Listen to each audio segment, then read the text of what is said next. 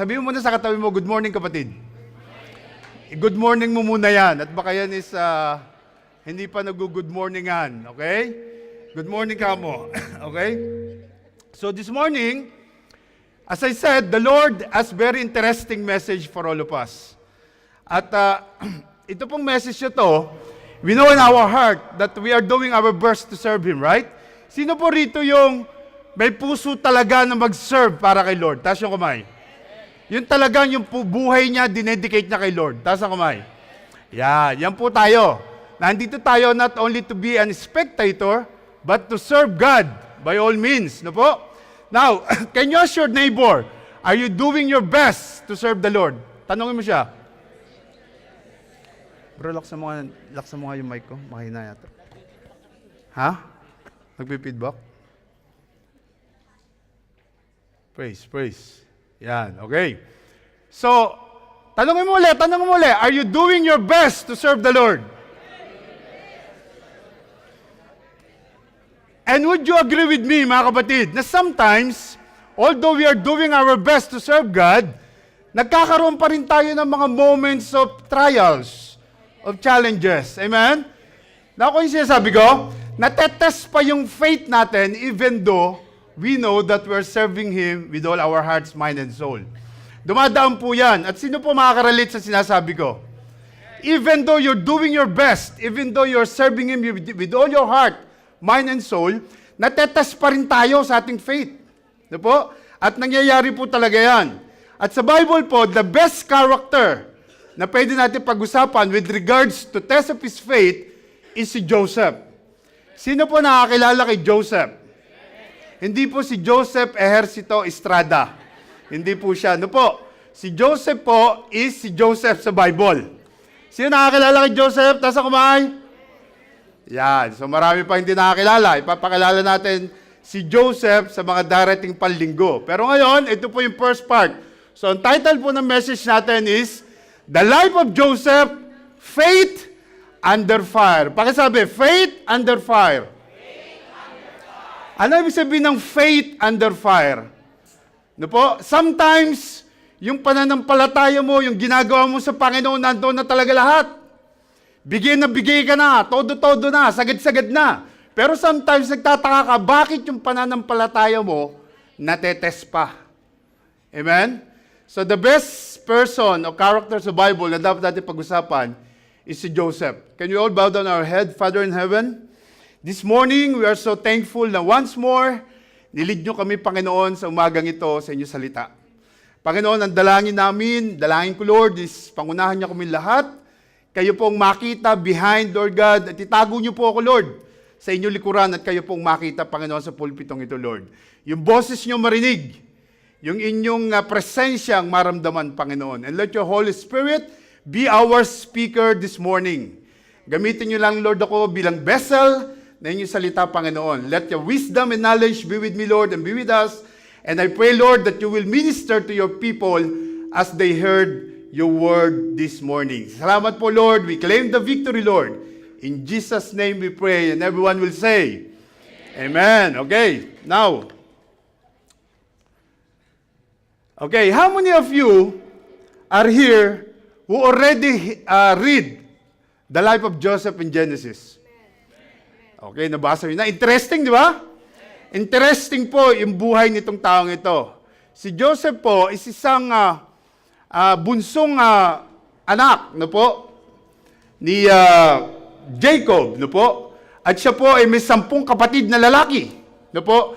Ngayon, ito pong buhay ni Jacob is ni Joseph interested. Kaya po, gagawin ko po itong series of preaching. Hinati-hati ko po para po mahati-hati natin at madiinan natin na maayos. Dito tayo kukuha sa buhay ni Joseph ng istorya. Ano po? So ito pong part 1 is binigyan ko ng pamagat na you meant it for evil. Yan po yung part 1. Okay? So, your faith under fire at yung part 1 po is you meant it for evil. Alam niyo po, napakalaki po talaga na nagawa ng devotion at pagjo-journal. Sino mag-agree with me? At kapag po tayo nagjo-journal at nagbabasa ng Bible every day, binibigyan tayo ni Lord ng ng revelation sa mga nababasa natin. Amen po? At kapag nababasa mo yung salita ng Diyos, pumapasok sa isip mo, sa puso mo, nagkakaroon ka ng revelation na isi-share mo sa iba. At ito pong part na to, na gusto ko i-share sa inyo, nagkaroon po ng marami revelation sa akin dito. Ano po? Hindi lang po ngayon. Na-prepare ko na po to, I think 4 months ago pa. Iniipon-ipon ko lang yung mga verses at ngayon po ready na ako i-share sa inyo. Ano po? Ito po yung part 1. You meant it for evil. Because it's your quiet time kay Lord, siya yung nagbibigay ng revelation sa iyo when you're reading the Word. Sino po rito nagde-devotion daily? Yan. Yan pong devotion. Agree ba kayo? Sasabihin kong ang pagde-devotion nakakatulong ng malaki sa faith natin? Nakakatulong po ng malaki yan. Kaya po kailangan po nagde-devotion tayo. Yun po yung quiet time natin kay Lord. Yun yung one-on-one mo kay Lord. At doon ka mag-grow. No po? Doon ka mag-grow sa iyong pananampalataya sa Diyos. Now, can we give Jesus a big round of applause, please? Dahil sa ginagawa niya sa mga buhay natin. Amen? And because of that, sabi ko nga sa inyo, meron pong 2 pa siguro na preaching, no po, nakasunod dito, no po? Depende po kung paano ko hatiin. So today, as we talk about the part 1, yan po yung title. So let's read our main scripture for today. And sabi po dyan, sa Genesis 37:19, then they said to one another, look, this dreamer is coming. Si Joseph po yung pinag-uusapan dyan, dreamer. At sabi po sa next verse, come therefore, let us now kill him, and cast him into some pit, and we shall say, some wild beast has devoured him. We shall see what will become of his dreams. Okay. Now, siguro magtataka kayo, lalo na yung mga hindi pa nakapagbasa ng verses na yan, yung story ni Joseph, ano ba itong sinasabi sa verses na to? Na pinakita ko sa inyo. From 18 to 20. Actually, yung pong verses na yan, na nagsasalita dyan, yung 10 niyang kapatid, yung mga kapatid niya. Siya po is may 10 kapatid na elder brother no po sa kanya. At dahil po si Joseph is merong pananampalataya at pananalig sa Diyos, at very young age, he is very confident of himself. Sabi mo nga, very confident of himself. As a youngster, Joseph was very confident, overconfident, I could say. His natural self-assurance increased by being Jacob's favorite son and by knowing of God's design of his life. Kasi itong si Joseph is paborito pa ng tatay niya. Bukod doon. Bukod siya pinakabata, paborito pa siya. Sino yung mga bunso rito na anak? Taas sa kamay. Napapansin niyo ba na favorite kayo sometimes sa mga magulang niyo? Favorite yan. Lahat ng favor nandiyan palagi sa mga bunso. Di ba? Actually nga, pag may bahay yung mga magulang mo, yung bahay sa'yo ibibigay pag namatay ka pag namatay sila Di ba? Kasi sa bunso lagi yon yung bahay. Kumbaga, marami pong blessing ay isang bunso. No po? Now, dito po sa istorya natin, itong si Joseph, siya po yung pinakabunso. At dahil po sa sobrang niyang overconfidence sa sarili niya, nananaginip pa siya na iba-ibang panaginip. At sometimes yung mga panaginip niya, nasasabi niya sa kanyang mga kapatid na matatanda, at yung mga kapatid niya nagkakaroon ng jealousy in him. No po? So makikita natin sa istorya ni Joseph dahil pinakabata at pinakapaborito ng kanyang ama, tapos may matatag pa siyang pananampalataya kay Lord sa Panginoon, nagkaroon ng selos ang kanyang matatandang kapatid sa kanya. Now, kaya po may ganyang usapan because sa sobrang selos, gusto na nilang patayin yung kapatid nila. Amen? Now, tanong ko sa inyo, could jealousy ever make you feel like killing someone? Mga kapatid?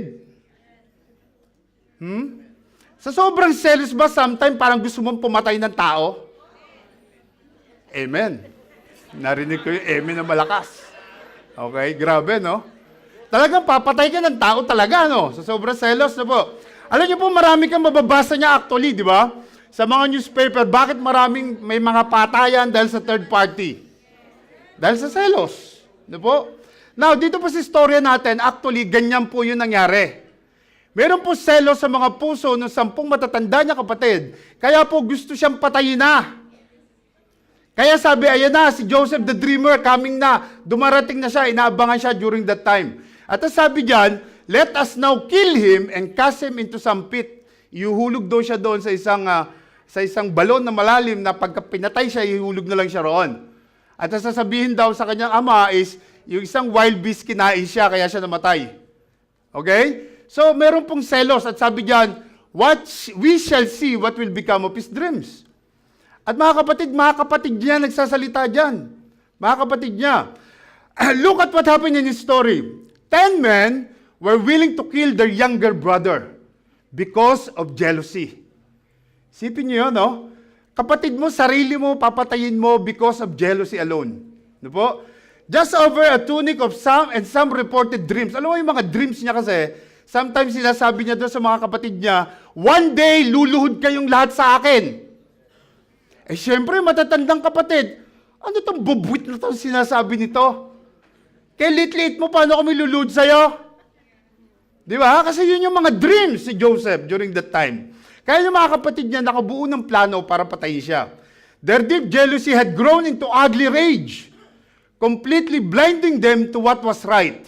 Naniniwala ba kayo mga kapatid na sa sobrang jealousy sometime, sa sobrang galit mo, marami kang emotion na masakit, gusto mo nang pumatay sometimes? At yung pagpatay, akala mo tama lang. Akala mo walang mali kapag papatay ka. Why? Because you have the emotions at galit na galit ka at may jealousy sa puso mo. Sometimes po ganun nangyayari sa tao. Gusto niyang pumatay at yung pagpatay, tama lang sa kanya yun, walang mali roon. Bakit? Kasi may galit siya. May galit siya sa puso niya, meron siya nararamdaman na jealousy o something na po. At dahil sa sobrang selos, ganun po yung nangyari sa kanya mga kapatid. Pinagplanuhan siyang patayin dyan sa verses na yan. Tandaan nating lahat, Joseph did nothing wrong. Wala pong ginawang masama si Joseph, but was persecuted and hated by his own brothers to the point that they sold him into slavery. Nung nag-iba yung isip nila, sabi nila, wag na natin patayin, pagkakitaan na lang natin. So, ibinenta siya, slavery doon po sa Ehipto. Ano po? Now, jealousy can be difficult to recognize sometimes. Mahirap pong i-recognize yan. Because our reason for it seems to make sense. Sometimes yung jealousy, kahit na galit ka na, for you, it's very difficult to notice. Na-ignore mo lang. Kasi akala mo nga, may sense yung ginagawa mo. Kasi may galit ka sa puso mo eh. Kasi pag ang tao may galit, nakagawa niya lahat eh. Amen po ba? Nakagawa siya ng bagay na sometimes ire-regret niya later on. Sino po dumaan sa mga ganung pangyayari sa buhay? Amen? Alam niyo minsan, kapag galit na galit ka, nakakalimutan mo na lahat. Ano po? Are you still there? Nakuha yung sitwasyon. Now, yung pong selos sa puso, may kasamang galit yan, hindi maring wala. As I said earlier, kaya po may mga balita tayo nababasa na jealousy, pinatay yung third party, pinatay yung asawa, whatever, yun po yun. Kasi may selos na po. At kapag pinagsama mo yung selos at galit, ano kusunod? Ha? Magulong-magulo yun. Kapag pinagsama mo sa buhay mo. Ano po? Kaya po maraming balita nga na gano'n sa Pilipinas. Now, sa isang gaya ni Joseph, na may pananalig sa Diyos, si Joseph po walang kasalanan. I want to make it clear. Wala po siyang kasalanan. I just want to make it clear. At siya po is may matinding pananalig sa Diyos. At ramdam niya ang Diyos sa buhay niya. Alam niya yung Diyos sa buhay niya. Now, yung mga ganong kaganapan sa buhay natin, na meron tayong pananalig sa Diyos, ang pakiramdam nga of course is you was betrayed. Amen. Bakit ka papatayin ng mga mahal mo sa buhay, ganong nasa Diyos ka naman? Di ba? So sometimes pag ganon, wala ka namang ginagawang masama, ang thinking natin always, you was betrayed by someone. Lalo na nga kung mga mahal mo sa buhay. Parang feeling mo, deserted ka ng family mo. Hello? Are you still there? Now, how many of you here naka-experience na ng ganon? Ha? Ibig sabihin, wala kayo na-experience na ganon? Siguro sa ibang church, maraming na-experience na ganon. No? Dito wala. Okay, 3, 4, 5, meron. Okay. So, taas ulit. Sino yung naka-experience? Pagpapalain ni Lord yung mga nagtaas ng kamay. Yan, okay. So, kahit na hindi mo sariling family, di ba? Sometimes nabe-betray tayo. Ano po?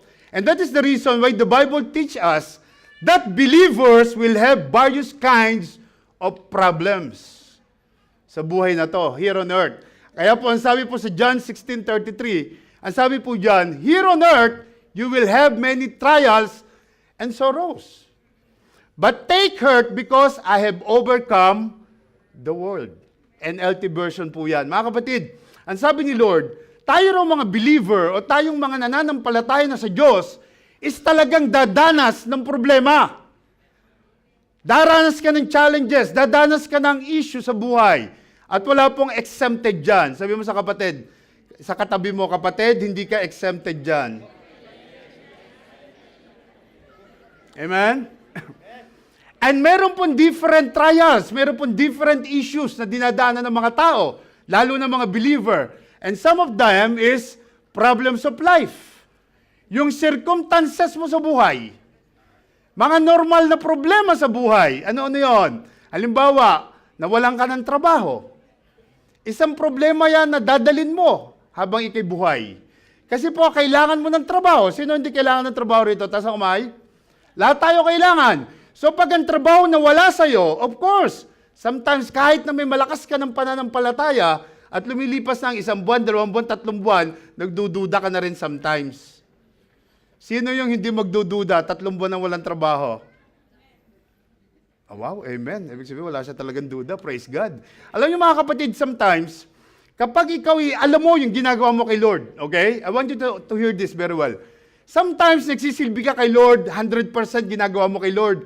Pagkatapos, nawawalan ka ng trabaho, dumadaan ka sa maraming issue sa buhay, family mo, relationship mo, no po, nagkakasakit, pati ikaw may sakit, hindi nawawala yung sakit. Sometimes, nagdududa tayo. Sometimes nawawala, no po, yung ating pananalig sa Diyos. Yun po yung ayaw na ayaw kong maranasan ninyo. Amen? Wag na wag pong mawawala ang pananalig natin sa Diyos, even though dumadaan ka sa maraming problema sa buhay. Amen po ba? Narinig niyo siya sabi ko? Okay, now, yung pong pananampalataya sa Diyos, matetest mo yan kung ikaw is dumadaan na sa issue. Amen? Kasi pag wala kang issue, pag wala kang problema, pag wala kang challenges, siyempre yung pananampalataya mo, feeling mo, is andoon ka sa level na yun. Kasi wala kang problema hindi ka dumadaan sa issue. Now, matetest lang ang iyong pananampalataya sa Diyos kapag dumaan ka sa challenges sa buhay. Amen? Diyan mo matetest yung pananampalataya mo, yung tunay na pagtingin mo sa Diyos. And even very serious ka nga sa pagsisilbi, kapatid, ulitin ko ulit sa'yo, hindi ka exempted. Amen? Huwag mo sabihin na, Panginoon, nagsisilbi naman ako sa'yo, bakit ako dumadaan sa ganito? Okay? Ang gusto ko lang sabihin sa inyo, huwag na huwag kayong mawawala ng pag-asa pag dumadaan kayo sa problema. Okay? Kaya po, ang pagkakaiba lang natin sa mga taong hindi nananampalataya is meron tayong Diyos na buhay. Alam natin yung Diyos, may relationship tayo. And you yourself, you know what you're doing for God.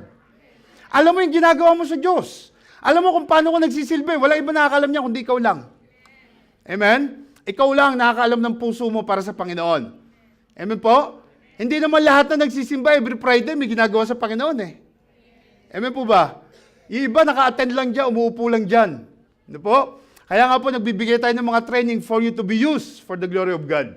Amen? Para alam mo yung ginagawa mo. Now, tingnan niyo po, sabi po rito sa susunod na verse. Ang sabi po rito, for God give His sunlight to both the evil and the good. And He sends rain on the just and on the unjust too. Ibig sabihin, may pananampalataya ka man sa Diyos o wala, maaarawan ka at mababasa ka ng ulan. Amen po ba? Ibig sabihin ko dyan, walang pinipili ang problema. Lahat tayo dadaan dyan. May Diyos ka man o wala, dadaanan ka ng araw at ulan, kapatid. Amen? Yun po yung ibig sabihin dyan. Pero po, ang maganda nga sa ating mga believer ni Lord, meron tayong sinasandalan in case of our challenges sa buhay. Amen? Alam natin na nandiyan ang Diyos. Alam natin na meron tayong salita na pinangahawakan. At alam natin yon na God will not leave us and forsake us. Okay? Nandiyan lang siya. And sometimes, alam nyo, sabi ng iba, Pastor, bakit ganon? Pag dumadanas ako ng problema sa buhay, parang hindi ko naririnig yung Diyos. Yung hirap na ako, I'm suffering so much, nagpe-pray naman ako day and night, bakit parang hindi ko nararamdaman yung Diyos? Alam niyo mga kapatid, huwag niyo kalilimutan, the teacher is silent when the students is under test. Amen po ba? Ang lahat ng estudyante habang nagtetest, ang teacher tahimik lang. Ganon din po ang Diyos. Maaaring hindi mo siya marinig if you're under test, but God knows kung ano yung pinagdadaanan mo. May sagot na siya kapatid sa lahat ng problema mo. Sabi mo sa katabi mo, may sagot na. Kaya umayos ka. Okay? May sagot na si Lord, okay? Hindi po maaaring walang sagot. Because God knows, sabi nga sa Bible, hindi ka niya bibigyan ng something na hindi mo kaya. Lahat yan kaya mo. Hindi ka niya bibigyan kapatid. Nakalagay sa Bible yan. Ngayon pumasok sa isip ko. Dapat hinanap ko yung verse. Pero sabi po roon, He will not even give you a trials that you cannot pass. Lahat kaya mo.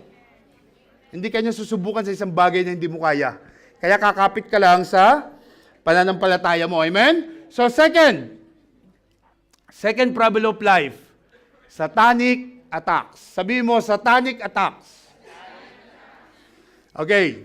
Satanic attack means lahat tayo is merong attacks na po na binibigyan ng kalaban. In other words, attacks sent by the enemy. Alam niyo naman enemy natin kung sino, di ba po?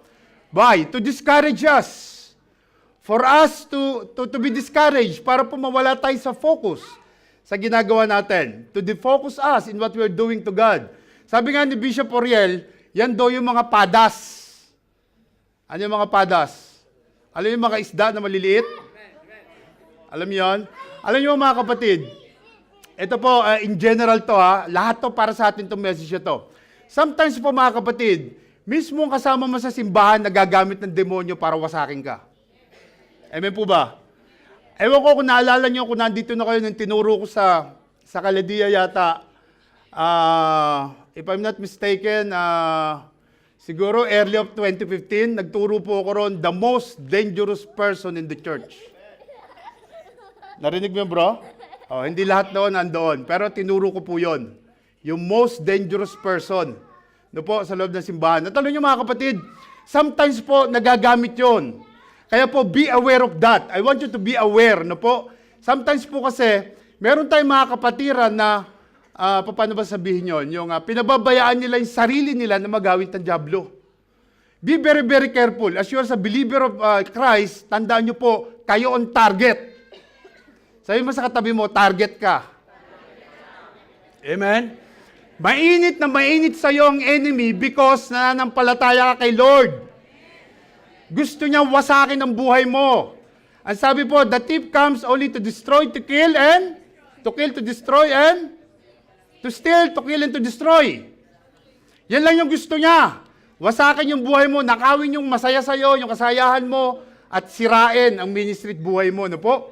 Yan lang po yung plano ng kalaban. At kapag pinabayaan mo ng kalaban, mapasok ka, diyan po tayo nagkakaroon ng problema mga kapatid. Kaya po dapat alam yun. Dapat alam mo yun mga kapatid. No po? Dapat alam niyo po kung ano yung sinasabi ng Panginoon. No po? Now, tingnan niyo po ang sabi rito sa susunod na verse.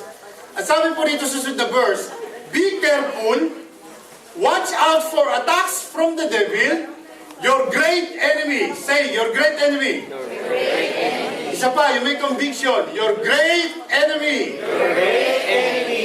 He prowls around like a roaring lion, looking for some victim to devour. Yeah, devour, okay? Now, kaya po gusto ko maging very careful kayo sa atake ng kalaban because sometimes, hindi mo nga alam, nagagamit ka na to destroy. In general, yung kapatid mo, to destroy yung pong ginagawa natin sa church, to destroy everything sa mga ginagawa natin. Kaya po, very careful kayo dyan. I don't want you to be used by the devil just for that purpose. Alam niyo po, wala pong purpose ang demonyo kundi wasakin tayo lahat. Amen po? So dapat po alam mo yun. Okay? Now, alam niyo po mga kapatid, the problems that we find harder to understand, to cope with and overcome, are problems sometimes with our core group in the church. With our brethren mismo. Nagagamit po mismo sila. At ang tawag po sa pangatlo is yung offenses. Alam niyo offenses sa tinatawag? Kapag po ikaw is na nabibigyan no po, ng mga bagay na nasasabi sa iyo ng mga kapatiran, ikinalalaglag mo yun because you don't know how to take it. Amen po ba? Amen po mga kapatid? Amen. Ang pakaramdam mo, offenses sa'yo. No po? In general, marami pong ganyang cases sa church. Now, ang tinuturo ko tayo sa inyo lahat is para po maging aware tayo. Ulitin ko ulit. Para maging aware tayo. Yung pong tao na maaaring nagagamit ng kalaban for you to destroy you or to discourage you, dapat po, may sinasabi mo silang good or bad sa'yo, ignore mo lang, tanggapin mo lang yun as positive always. Amen po ba? Amen. Ang dating sa inyo, kung negative man o positive, accept it as positive always. Huwag na huwag kayong mawawalan, huwag kayong madi-discourage. Amen po? Amen. Dahil hindi natin alam kung yung plano ng Diyos. Ba't nangyayari yun? But I want you to say, huwag na huwag kayong madi-discourage. Sa laki po ng ginagawa natin sa church, these days, meron tayong vision, huwag na huwag po kayong titigil. Pwede ka magpahinga, huwag ka lang titigil. Amen? Sabi mo sa katabi mo, pwede ka magpahinga. Pwede ka magpahinga. Huwag ka lang susuko. Huwag ka lang susuko. Amen? Basahin po natin yung Psalms. Sino nyo? Biblical po yung sinasabi ko sa inyo offenses na yan. Basahin natin yung Psalms. Sister Rose, pakibasa mo nga. For it was not an enemy that reproached me, then I could have borne it. Neither was it he that hated me that did magnify himself against me. Then I would have hid myself from him. Sabi po sa next verse, 13 and 14, But it was though a man mine equal, my guide and my acquaintance. We took sweet counsel together and walked unto the house of God in company. Amen. Kung may meditate yung mabuti mga kapatid, sasabihin ko po sa inyo, nothing hurts more than a wound from a friend. Sometimes kaibigan mo pa ang maglalaglag sa'yo. Amen po? Sometimes po may ganyan. Sometimes siya pa yung magbe-betrayed sa'yo. Amen. Sometimes mahal na mahal mo yung girlfriend mo, siniraan ka na siniraan ng best friend mo. Amen? Naku niyo ibig sabihin? Meron po mga ganyan. And in the cases of Joseph, mismo mga mahal niya sa buhay. Imagine niyo mismo mga kuya niya, papatayin siya. Gano'ng kasakit yun? Amen? Na malaman mo mga mahal mo sa buhay ang papatay sa'yo. Imagine niyo po, yung mga taong itinuring mong kaibigan, itinuring mong mahal mo sa buhay, sila pa yung maglalaglag sa'yo in the end. Amen? So gaya ng sabi ko kanina, hindi mo kailangan tanggapin yun at ikalaglag mo mismo. Amen? Dapat tanggapin mo yon as positive at lalo kang tumatag, kapatid. Kasi may plano ang Diyos sa buhay mo. Sabi mo sa kapatid, may plano ang Diyos sa buhay mo. Kaya huwag kang susuko. Amen? Sometimes, mga best friend mo talaga, kaibigan mo, mananampalataya man o hindi.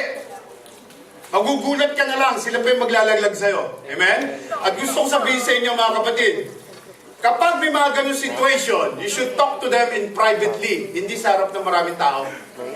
Kapag sinabi ko kay Sister Sheila, bad breath ka, hindi ko sasabihin sa harap ng maraming tao yon. Sasabihin ko yon in between us. In secret, kami lang dalawa nakakaalam. Amen po ba? At hindi ko pagtatagalin yon. Agad-agad sasabihin ko sa kanya, why? Because I love her. Amen. Amen po? Amen. I love her, I love my sister, so I will tell her in front of her face na kaming dalawa lang nakakaalam. Kapatid, bad breath ka. Mukhang masamang pakinggan, pero makakabuti sa kanya yun. Makakabuti ba yun o hindi? Yung bad breath, makakabuti sa iyo yun pag sinabihan ka. And you should be thankful. Hindi maraming tao nagsasabi ng gano'n sa'yo. Hindi kaya sabihin. Pag merong tao nagsabi sa'yo ng gano'n, you should be thankful to him. You should love him. You know what? Kasi po, makikita mo yung pagmamahal niya sa'yo sa friend. Alam niyo mga kapatid, sinabi ko yan sa director ng purchasing department sa Dubai, sa Zayed University. Ito pong director ng purchasing na to, Lebanese. Talaga po ano to, ito po yung tao ni Sheikh Nayan.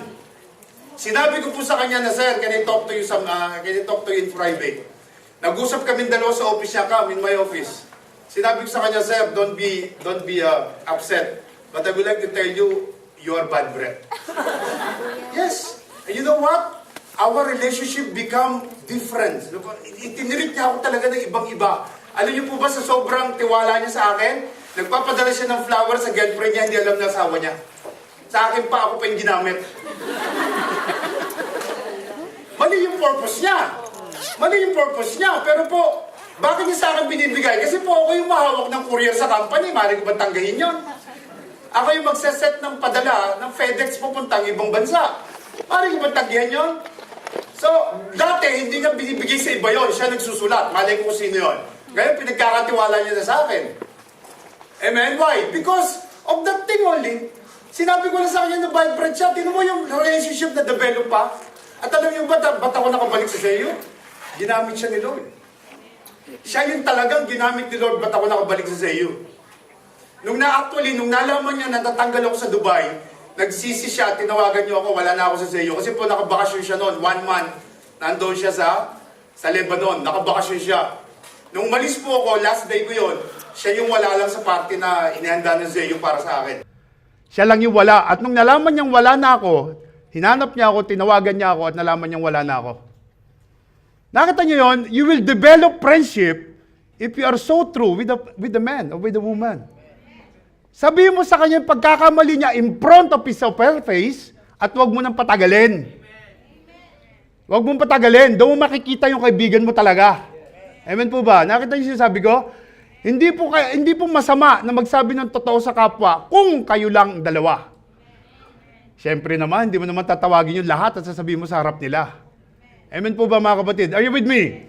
Ito po sinasabi ko sa inyo is kind of offenses. No po? At malinaw po sa Biblia yan. Sometimes kaibigan mo pa, sometimes kasama mo pa sa house of God. Okay? Now, ang offenses po, in other words, ang offenses po is in Greek word, yan po is skandalon. Ang sabi po dyan, ang stumbling block.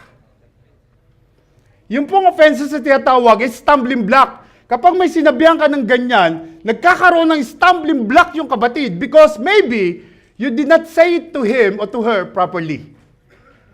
Amen? Naintindihan niyo po? Nagkakaroon ng stumbling block kasi po, mantakay mo si Sheila, sinabihan kong bad breath sa harap ng cell group niya. Diba? So, na-stumbling block siya. Why? Because the right time is wrong.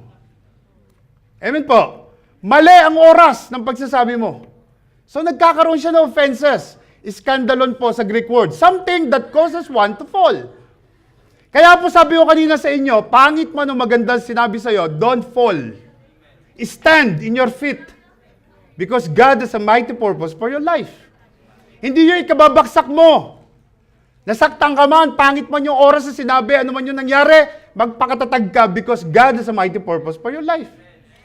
Ganun mo lang tatanggapin yon. Hindi magiging dahilan yon para ikalaglag mo. Bagkus, gagamitin mo yon for you to develop more of yourself. Amen? Now, something contrary to expectation that brings disappointment. Kaya po nagiging disappointment kasi nga wala sa ayos yung pagkakasabi. The trigger of a trap.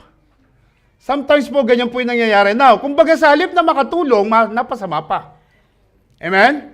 Napasama pa. Why? Because hindi nga maayos yung pagkakasabi. Now, tingnan niyo po yung Luke 17:1. Ano po sabi diyan? Then said he unto the disciples, It is impossible, but offenses will come. But who unto him through whom they come? Tingnan niyo po yung offenses. Okay? Sinearch ko po yan. Tingnan niyo po offenses. Ang sabi po sa offenses, makinig po tayo mabuti. Ano po? Offenses is like a bait in a trap. Okay? It is harmless unless we feed on it. Listen to this. Ulitin ko ulit. Offenses is like the bait in a trap. It is harmless unless we feed on it. Yan po is magiging nothing kung hindi mo tatanggapin ang masama sa'yo. Amen po ba? Sinabihan kitang bad breath, sinabihan kita sa harap ng cell group mo. Kung didibdibin mo yon at ikamatay mo, problema mo yon. May nagawang offenses sa'yo, but that is not the reason for you to fall. Amen po ba? Nakuha nyo? Are you getting it? Hindi mo ikalalaglag yun. Nasabi man ng mali sa'yo, nasabi man ng wala sa tiyempo, nasabi man sa maling pagkakataon, tumayo ka kapatid, hindi yun na magiging dahilan para lumaglag ka. Amen po? So, but it is deadly when it is consumed. Very deadly ang offenses kapag kinonsume mo sa puso mo. Kapag itinanim mo sa puso mo at tumubo yung ugat. Amen? So, forget about it. Forget and forgive. Kung kinakailangan. It is a fact of human nature that the closer the relationship is, the more severe the offense is. Di ba? Ulitin ko ulit, baka hindi nyo narinig. It is a fact of human nature that the closer the relationship is, the more severe the offenses. Amen? Kung ang magsasabi sa'yo, kung ang papatay sa'yo, mahal mo sa buhay, mas lalong madugo yun. Mas lalong masakit. Patayin ka na ng kapitbahay mo, wag lang kapatid mo. Di ba? Minsan best friend mo pa ang yayari sa'yo. Di ba po? Amen po. In the case of divorce, nakita niyo yung divorce, masakit yun. Lalo na kung ikaw yung ayaw magpa-divorce. Di ba? Hello? Di ba ang sakit nun? Mantakin mo asawa mo, lalo na kung may mga anak na kayo, pagkatapos nakipag-divorce sa'yo, gano'n kasakit yun? Di ba? Maganda siguro doon sa nagipag-divorce, sa'yo, gano'n po kasakit. And Jesus said, it is impossible to live in this life and not have the opportunity to be offended. Hindi po tayo maaaring mabuhay sa mundo na hindi ka na-offend. Ma-open and ma-open ka one day. And you should know how to handle it. Amen po. Sabi mo sa katabi mo, you should know how to handle offense sa buhay mo. Dapat marunong ka. The question is not, will you encounter this trap, but how will you respond to it? Di ba? Paano ka magre-respond? Paano mo tatanggapin yon? Amen po. So, kailangan po, tanggapin mo ng maluwag sa kalooban mo. Hindi po yung magiging dahilan para sumuko tayo sa gawain ng Panginoon. Amen po ba? Okay, and do you know that one of the signs of the end time is that many will be offended? Tingnan nyo po, basahin nyo. Sabi po dyan sa Matthew 24:10-13. Sige po. And then shall maybe be offended, and shall betray one another, and shall hate one another. And many false prophets shall rise, and shall deceive many. And because iniquity shall abound, the love of many shall wax cold. But he that shall endure unto the end, the same shall be saved. Okay. So, sinasabi ko po rito, sa end time po, marami pong ma-offend. Marami pong ma-offend dyan sa end time. Alam mo ba end time? Do you believe that we're living in an end time? Yes. Tayo po is nabubuhay na sa end time. No po? Kaya po it's very serious for us to focus on serving God. Wag po kayo mawawala. Kasi po, tayo po nabubuhay na sa end time. Minsan po, ituturo ko yung rapture dito para po magkaroon kayo ng pagkakataon na malaman ko ni rapture. No po, naituro ko na to sa sa Alwahada pa. Ulitin po natin dito. Kasi po, makikita nyo kung ano yung mangyayari in the future. No po, yung mangyayari in the future. So, for you to make sure na ma-rapture ka, no po, pagdating ng Panginoon, dapat po, hindi ka nawawala sa church. Hindi ka nawawala sa gawain. Dapat po, dire-diretso ka, hindi ka nawawala. Now, in this verse, notice that Jesus warns of false prophet. Ayan po, ang sabi dyan. And many false prophets shall rise and shall deceive many. Okay? Yan po yung sinasabi dyan. Immediately after his prophecy of many being offended, he calls false prophets wolves. Alam niyo po sabi sa Matthew 7:15, beware of false prophets who come to you in sheep's clothing, but inwardly they are ravenous wolves. Alam niyo po sa end time, marami po ma-offend doon because meron po mga false prophet na lalabas at sasabihin na hindi mangyayari yan, pero po nangyari. No po? Marami pong ituturo na kakaiba. No po? Sabi po ng Biblia, in the last days, many will be deceived. Marami pong maloloko ng pananampalataya. At sabi ng Bible, even the elect will be deceived. Tinawag na, nasa ministry na, nawala pa. Amen? Nawala pa because of yung mga false prophets na yan. False prophet tell people what they want to hear, not what they need to hear. Okay? Yun po yung mga false prophets. They're saying to people what they want to hear, what they need to hear dapat. Dapat yung katotohanan, dapat nila malaman, hindi yung what they want to hear. It's very pleasing to ears. No po? Pero hindi po yun ang totoong nangyayari. And offended people are easy victim. Yung mga na-offend na tao, ang easy victim. Nakuha niyo po, kapag offended ka at may sama ka ng loob, pag may sinabi sa yung very nice, kapit ka na roon. Tapos ka, kapatid. Amen? Dapat po, alam mo, yung ginagawa mo. Tingnan niyo po dito sa Proverbs 18:19. Sabi po sa Proverbs 18:19, Sabi po dyan, sige. A brother offended is harder to be won than a strong city, and their contentions are like the bars of a castle. Diyan po sa mga panahon na yan, sa Old Testament, no po, alam niyo po, ng mga panahon sa Old Testament, itong yung strong cities na tinatawag dyan sa Bible na yan, is yung ancient times of walls around them. Yung pong walls na yan, yung pong walls na yan, yung malaking walls na yan po is assurance of their protection. Protection po nila yan para hindi sila mapasok ng mga tao na ayaw nilang papasukin sa kanilang lugar. No po? They kept unwelcome inhabitants and invaders out of their camp. Hindi po nila pinapapasok yon. Yun po yung purpose niyang tinatawag na strong city na yan. Yung mga tao na offended daw is harder to be won than a strong city. Now, they kept unwelcome inhabitants sa lugar nila. Those owing tax were not allowed sa lugar nila until they paid. And those considered a threat to the city's health or safety were kept out. Halimbawa, may sakit ka, hindi basta-basta makakapasok dyan. Now, most of the time, we construct walls when we are hurt. Sometimes po tayo, pag tayo nasasaktan, naglalagay tayo ng barikada sa paligid natin. Bakit? Because ayaw mo nang masaktan muli.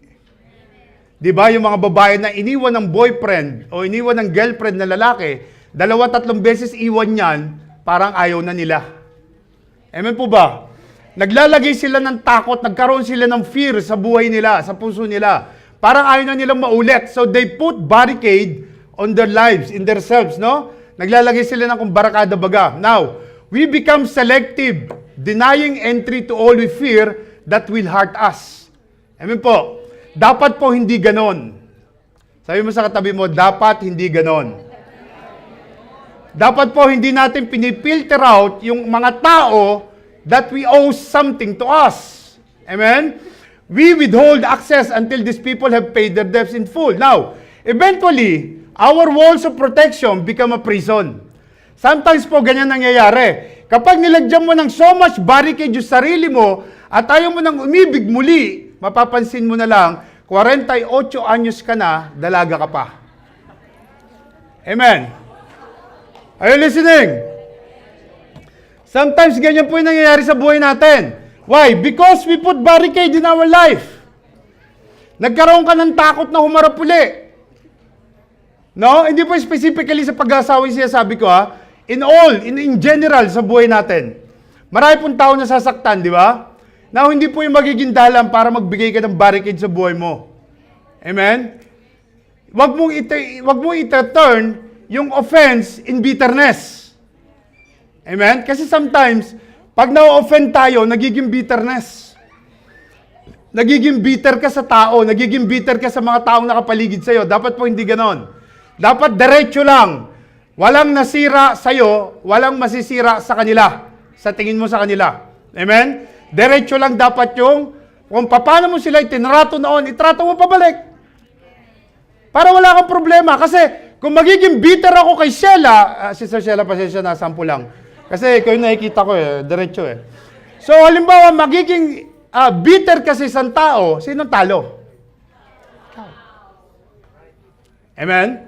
Kung magiging bitter kasi isang tao dahil sinabi niya na bad breath ka, in front of many people, ikaw ang talo nun. Kasi magbabanyo ka, nandun siya sa banyo, iwasan mo siya. Kahit na jingle ka na. Naku niya ibig sabihin? So, ikaw ang talo noon.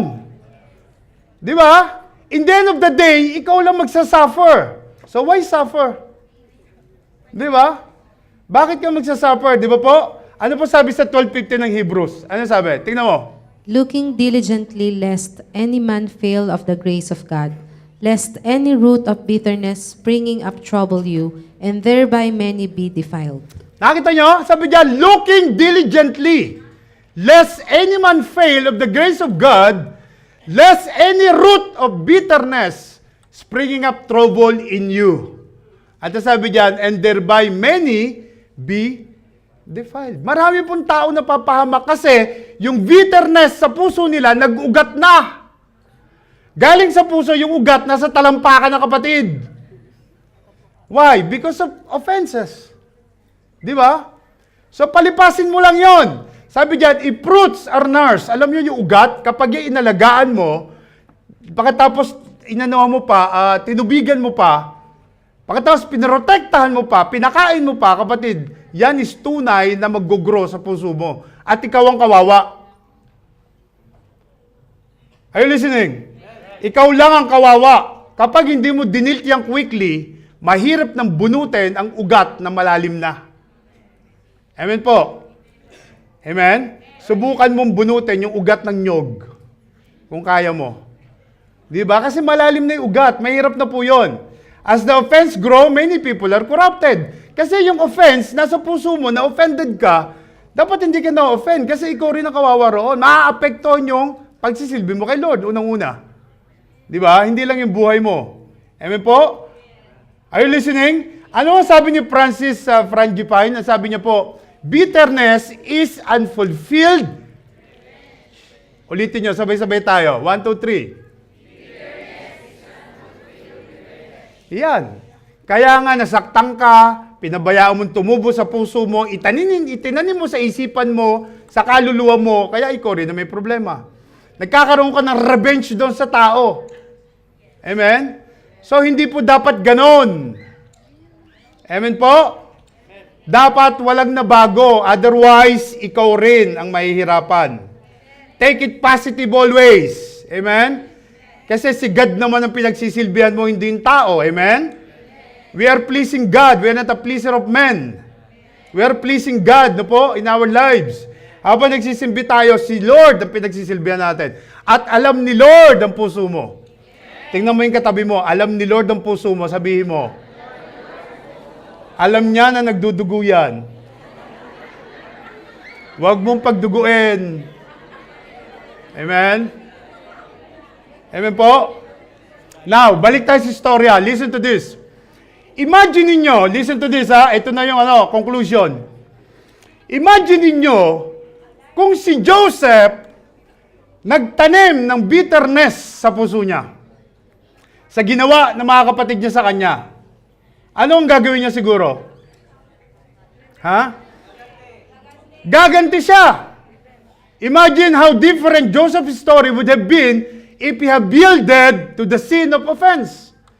Kung gumanti siya dahil binenta siya ng mga kapatid niya, balak siyang patayin, at binenta siya doon sa mga Egyptian, at ginawa siyang slave doon, kung gumanti siya sa mga kapatid niya, wala ka dyan at ako ngayon dito sa lugar na ito. Alam niyo bakit? Kasi po yung Judah, doon nang galing si Christ, sa lahing yon. So hindi po tayo magkakaroon ng kaligtasan kung ang isang Joseph is lumaban pabalik sa kanyang mga kapatid. Amen? Imagine mo, cell group leader ka. Nasaktan ka, itinanim mo sa puso mo, nawala ka ngayon sa gawain sa Panginoon. Imagine mo yung mga sinesel group mo na walang bigla. Sa halip na mag-grow yung mga yon at makakapag-produce ng mga disciples, nawala. Why? Because of your bitterness in your heart. Amen? Nakita niyo yung consequences? Hindi mo alam kung anong gagawin sa'yo ni Lord. Alam niyo mga kapatid, nung araw na si Joseph, muntik ng patayin at ihulog sa balon at binawi at ibinenta na lang, ang buhay niya noon, parang tingin mo, wala nang kapag-asa. How many years na naging slave siya? How many years yon? Kung nagtanim siya ng bitterness sa puso niya, wala na. But because of his faith to God, nagkaroon ng panibagong pag-asa at siya yung naging hari pa at naging... Amen po, nakita ninyo? Basahin niyo po yung story ni Joseph o panoorin niyo na lang sa YouTube para po mas maganda. Makikita niyo po yung istorya ni Joseph doon. Kung paano si Joseph naging hari at nagkaroon ng kaligtasan yung kanyang buong pamilya. Nakakaiyak po yung bandang huli. Amen? And that is because Joseph did not yielded his offenses sa bitterness. Amen? Hindi niya pinabayaan yon. Kaya ikaw, wag mong pabayaan kung ano man ang sabihin sa'yo ng kaibigan mo, best friend mo, kasama mo sa church. Dapat maging point yon para lalo ka mag-grow. Patatagin mo yung sarili mo para kang ginto na sinasalang sa apoy. Hindi ka susuko. Otherwise, pag sumuko ka, pagtatawanan ka ng demonyo. Pagtatawanan ka, kapatid. Wag na wag ka susuko. Okay? So, ano ginawa ni Joseph? He chose to forgive them. At gano'n ang gagawin mo. Kailangan patawarin mo yung mga taong nagkasala sa'yo. If Joseph had been offended, he would later have killed his brothers. At kapag pinatay niya yon, definitely, makukulong siya. So, paano mangyayari yung prophecy? So, wala kayo ngayon dito. Wala sa Jesus siguro. Amen? Tingnan niyo po yung istorya kung paano nangyari yon. At kung napatay niya ngayon mga kapatid niya, wala na, sira na yung plano ng Diyos. Amen? So, kapag nasaktan ka, choose always to reverse it. Reverse. Gawin mo yung mas lalo pang mag-init ka sa pananampalataya sa Diyos. Hindi yung kaparaanan para masira ka sa ginagawa mo sa Panginoon. Amen? At ang sabi po sa Genesis sabi po sa Genesis 50:20, sabi diyan, But as for you, you meant evil against me, but God meant it for good, in order to bring it about as it is this day, to save many people alive. nakita nyo? Ang ganda, di ba? Nakita nyo ba? What is Joseph's perspective? Ano yung perspective ng isang taong sinaktan na bunting pampatayan? Nino? Ng mga mahal niya sa buhay, ng mga kuya niya. Ano yung perspective niya? To what has happened to him? Joseph let God settle the balances. Pinabayaan niya ang Diyos mag-balance sa kanila. Hindi niyo ba nakita kung gano'n naghirap yung mga mahal niya sa buhay? Hindi niyo nakita? Bakit? Kasi binigyan nila ng problema si Joseph. Napakalaki issue yung ginawa nila. Kaya many years silang dumanas sa problema. Pabayaan niyo ang Diyos ang mag-balance kung anong ginawa. God will fight for you, ang sabi sa Bible. Ano po? During his trials, Joseph could not see that his offenses were preparing him to rule and would result in his family salvation. Nakita nyo? During those offenses, nung slave siya sa Egypt, no po, pinaprepare siya ng Diyos sa mas malaking ministry. 40 years si Moses sa wilderness bago ginawang pastor. Amen po? May kanya-kanya tayong challenges. May kanya-kanya tayong dadaanan. Ang kailangan mo lang tumatag ka. Huwag kang mawawala. Whatever happens. Kung sino may nakasakit sa'yo, itaas mo sa Panginoon. Panginoon ang bahala roon. Tingnan niyo ginawa ni Joseph. Sabi rito, you meant evil against me, but God meant it for good. Amen? Siguro, kung yung plano nilang mga kapatid niya sa kanya, evil yon. Pero ang Diyos may plano sa kanya. One time, sinabi ko sa inyo, maybe yun ang senaryo ng buhay mo, pero hindi yun ang istorya ng buhay mo. Senaryo lang yon, pero hindi yun ang istorya. Kasi mas magandang istorya si Lord na ibibigay sa'yo. At nakaplano na yon. At kaya ka dumadaan sa challenges, kaya ka dumadaan sa trials, is because God is preparing you. Sabi mo sa katabi mo, God is preparing you, kapatid. Amen? Tingnan niyo po yung susunod. Ang sabi po rito sa susunod. Ayan, sabi niya sa Romans 8:28, alam natin lahat yan. And we know that all things work together for good to them that love God, to them who are the called according to His purpose. Amen. Di ba? Sino rito ang naniniwala na mahal niya ang Diyos? Sino dito ang naniniwala na tinawag siya ng Diyos? So, may purpose ang Diyos sa'yo. Kasi kung mahal mo ang Diyos at naniniwala kang tinawag ka niya according to His purpose, may purpose ang Diyos. Whatever happen, may purpose ang Diyos sa'yo. Amen? Yun ang thinking palagi. So, in the end of the day, mga kapatid, in the end of the day, ang gusto ko sabihin sa inyo, isang bagay lang. Habang tayo na andito sa mundo, dadaan tayo sa maraming challenges. Amen? Inulit ko kanina yan. Maraming trials, maaring makasakit sa puso mo ng todo-todo, maaring mahal mo sa buhay ang nakasakit sa'yo, maaring kaibigan mo, okay? Maaring kasama mo sa church ang makasakit sa'yo. Pero hindi yung mangyayaring paraan ng demonyo para mawala ka. Bagkos, lalo kang tumatag, lalo mong palakasin yung kalooban mo, lalo kang magsilbi sa Diyos. At higit sa lahat, patawarin mo yung mga taong nakasakit sa'yo. Ito po yung sa last verse natin, ang sabi diyan, sis. For if ye forgive men their trespasses, your heavenly Father will also forgive you. But if you forgive not men their trespasses, neither will your Father forgive your trespasses. Mga kapatid, nasaktan ka man ng tao, maaaring best friend mo, Maring nung high school, classmate mo na yan. Hanggang sa nagkita pa kayo rito sa Abu Dhabi. Grabe yung turingan yung dalawa. Pagkatapos yan din pala isisira sa bandang huli. Hindi magiging dahilan yon para magtanim ka ng galit sa kalooban mo. Because higit sa lahat, ang Diyos lang ang nakakaalam kung ano yung nangyayari. Amen? Bagkus, patawarin mo yung nagkasala sa'yo. Gamitin mo yun sa chance for you to grow more. Yung patience mo, lalo mong ma-practice. Yung pananampalataya mo, lalo mag-grow. At lalo ka magtuloy sa Panginoon, kapatid. Because pag nawala ka, ikaw ang talo. Amen? So sabihin mo sa katabi mo, kapatid, kung may pinagdadaanan ka man, daanan mo lang yan. Ulitin mo uli. Tapikin mo sa balikat, yung hawak-hawak mo yung balikat niya habang sinasabi mo yon. Huwag mong bitawan, huwag mong tapikin, hawakan mo lang. O, sabihin mo, kapatid, kung may pinagdadaanan ka man, kung may sakit ka ng loob, daanan mo lang yan. Huwag mong tambayan.